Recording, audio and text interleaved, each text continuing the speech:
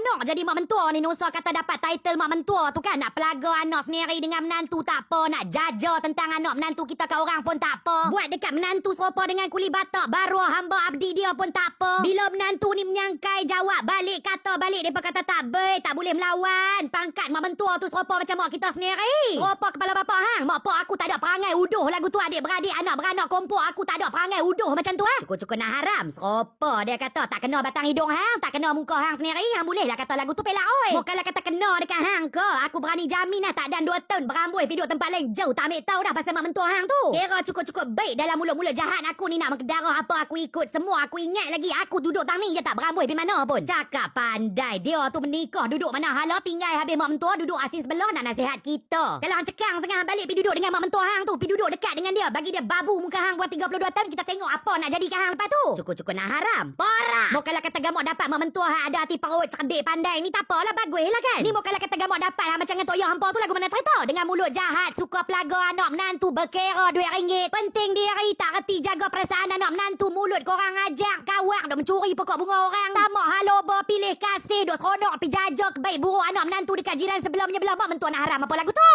So kata dapat title mak mentua hang bukan bersih. Hang bukan suci. Neraka jahanam duk menanti hang juga. Kalau hang buat salah. Kalau hang buat dosa. Pasal itu nak jadi mak mentua orang ni kena cerdik. Jangan bodoh kayu. Bukannya anak darah. Tu anak mampu berbau tanah dah. So lepas kita punya ayam tu dah mula cantik. Kuah pun dah mula mendidih. Kau dah try masukkan kita punya santan. Kau dah pakai santan